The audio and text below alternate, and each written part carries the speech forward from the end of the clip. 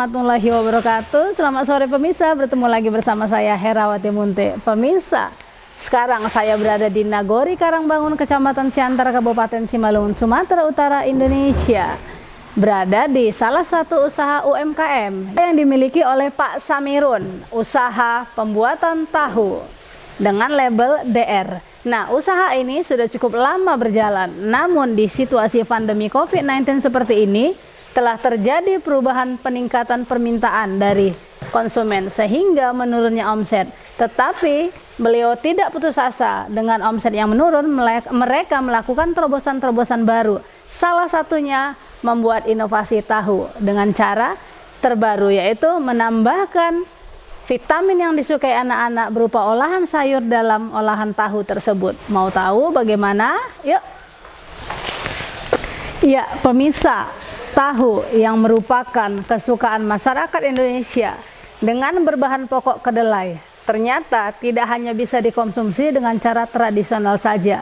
Inovasi terbaru dari UMKM DR ini, mereka telah menemukan jenis inovasi baru dari olahan tahu dengan menambahkan sawi, di mana kita pasti tahu anak-anak tidak terlalu suka memakan sayuran. Nah, untuk mengatasinya agar anak-anak suka memakan sayuran, mereka menambahkan sawi ataupun wortel ke dalam olahan tahu. Sehat, bergizi. Pemirsa, sekarang saya bersama dengan Pak Samirun, pemilik dari usaha tahu DR. Nah, pemirsa, di depan saya ini adalah bahan baku untuk membuat tahu. Bisa dilihat ini adalah kedelai dan hasil jadinya akan seperti ini.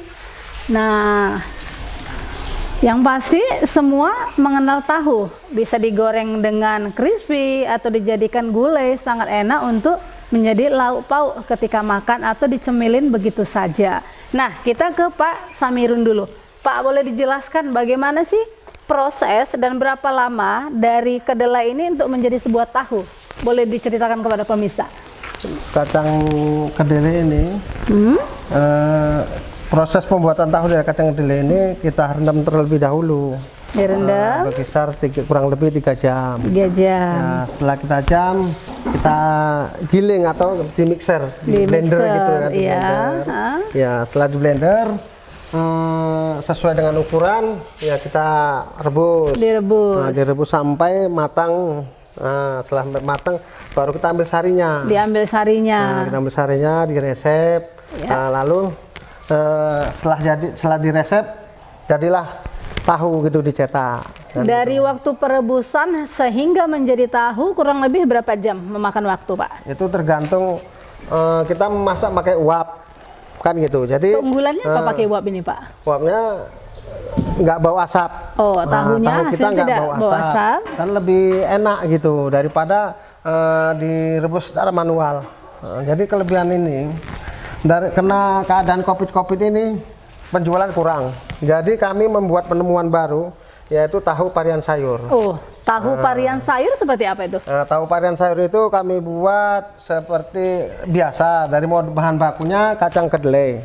Tetapi kami campuri dengan sayur-sayuran. Kami menerobos supaya bisa membentuk anak-anak yang suka sehat makan sayur, demikian ya Pak? Agar anak-anak sehat suka makan sayur.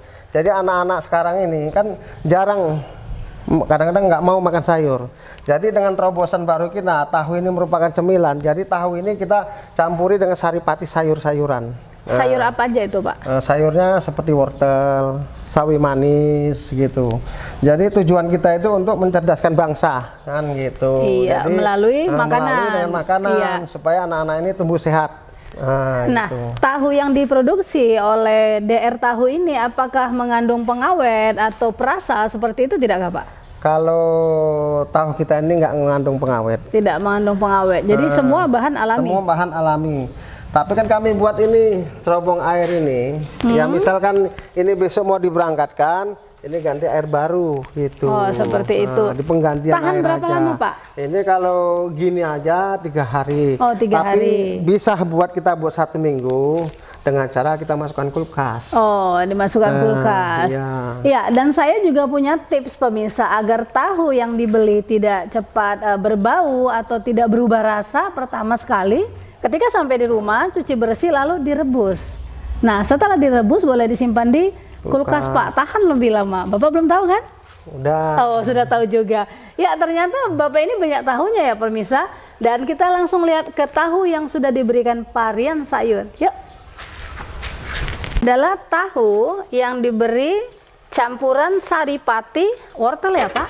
Iya, wortel ini. Wortel. Wow, ini fresh dan masih hangat loh pemirsa. Nah, Aduh, ini sedap sekali digoreng. Pakai sambal kecap. Wow, Nah, sambal andaliman kalau ditaruh. sari sayur. Sari sayur, wortel. wortel. Jadi anak-anak yang nggak suka makan wortel, makan tahu sekalian sayur. Makan tahu sekalian sayur. Jadi mereka tidak merasa bahwa ada sayur di dalamnya ya Iya. Pak ya. Padahal mereka sudah makan. Iya.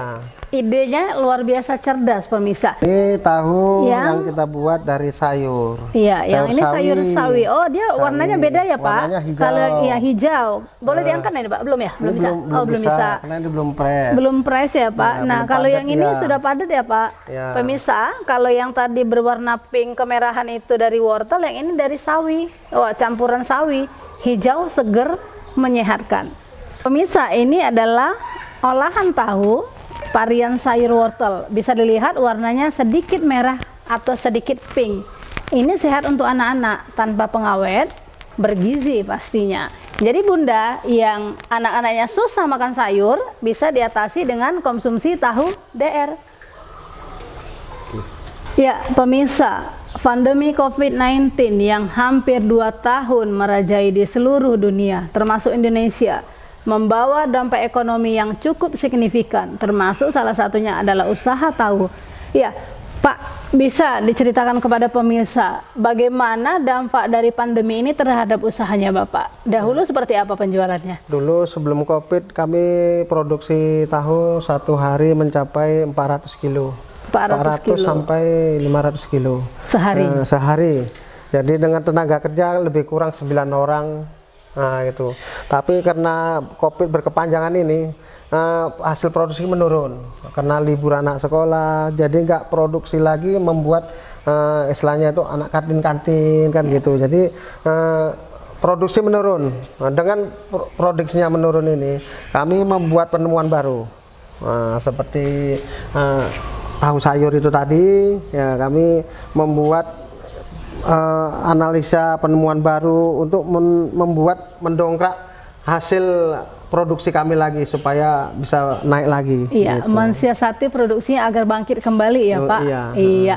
Nah, Pak tadi ini kan direndam dulu ya. Iya. Lalu diuap. Di sebelah mana itu mesinnya Pak? Uap ada di luar. Oh, ada di luar. Ada di luar. Berapa lama proses penguapannya Pak? Merebus air itu lagi biar beruap itu kan kira-kira uapnya itu kira-kira 120 derajat 120 panasnya derajat itu. Celcius, ya. Setelah panas itu kan mengalir uap itu, Iya. mengalir uap itu kita salurkanlah kemari dengan pipa-pipa Pipa, ini ya, pipa-pipa besi ini. Jadi kita salurkan kemari dan uap itulah yang memasak pembuatan tahu. Jadi tahu kita ini bisa dibilang ini wangi, nggak bau asap. Nah gitu, nggak seperti masak seperti dibakar sama api. Jadi kalau tahu biasa yang dibakar sama api kan bau asap dan Ya. kurang gurih gitu. Kalau yang ini cukup gurih Ya. dan tidak ada bau asapnya ya Pak ya. Lebih higienis juga ya Pak ya karena Lebih tertutup. bersih dia. Yang merupakan panganan khas dari masyarakat Indonesia pada umumnya. Tidak ada yang tidak kenal tahu dan tidak ada yang tidak suka tahu. Nah, kondisi pandemi, harapannya gimana sih Pak terhadap masyarakat dan juga pemerintah?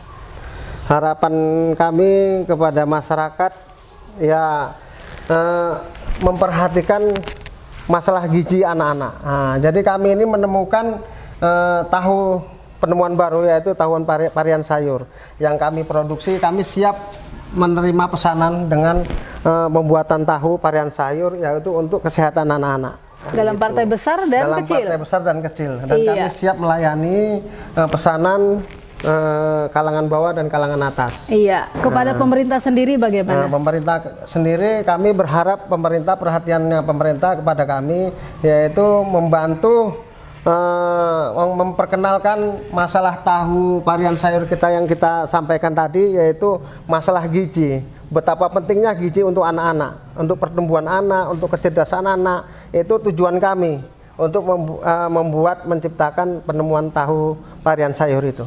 Oh, seperti itu. Iya. Ya, ternyata bantuan dari pemerintah tidak hanya persoalan modal. Pemerintah juga diharapkan ikut berpartisipasi dalam memajukan UMKM. Salah satunya adalah menyediakan pasar, menciptakan pasar, menemukan pasar-pasar baru bagi pelaku UMKM yang mau berkembang dan berinovasi. Tidak hanya mengharapkan bantuan berupa modal saja dari pemerintah. Pemirsa, bersama saya Ibu Nani selaku pemilik dari usaha tahu DR. Ya, Bu, bisa diceritakan kepada pemirsa Mona Lisa, dalam satu goni kedelai 50 kilo ya, Bu ya? Iya. Iya, bisa menghasilkan berapa rupiah? Boleh jelaskan, Bu, kepada pemirsa? Ya, menghasilkan kira-kira 4.000 biji. 4.000 potong gitu ya, Bu ya? Iya, itu dengan harga per potongnya Rp165 kalau harga tolak itu kan. Harga tolaknya. Jadi dia mencapai 712.000 lebih sedikit lah. Sedangkan sekarang harga kacang kuning kan melonjak, lagi naik gitulah. Jadi per goninya kami ngambil dengan harga 490.000. Wow. Per sak. Per saknya itu 490.000, bisa menghasilkan 700.000 sekian ya, Bu? Iya. Wow, angka yang fantastis ya, Bu, sebenarnya ya. Sebenarnya. Iya. Nah, situasi seperti ini berpengaruh, Bu, terhadap Luar biasa pengaruhnya. luar biasa. Menurun. Menurun ya. Iya. Nah, harapannya kepada pemerintah. Dan sebelumnya, sebelum kita beranjak ke harapan kepada pemerintah, saya dengar Ibu punya inovasi olahan tahu yang terbaru. Ada Tahu apa itu? tahu varian sayur. Zaman sekarang kan anak-anak itu susah Iya, kalau suruh benar. makan sayur. Iya. Jadi bapak lah suami dari ibu itu katanya ada ide kayak mana kita kalau buat ini penemuan supaya anak-anak ini yang susah lah terutama makan sayur dia bisa mengkonsumsi sayur dengan melalui tahu. Iya. Karena kalau anak-anak ini kan olahan tahu ini kan bisa dibuat bervariasi. Iya, benar. Ada bisa digoreng, bisa dimacem lah gitu Iya, untuk banyak-banyak. sop, macem. Benar Iya.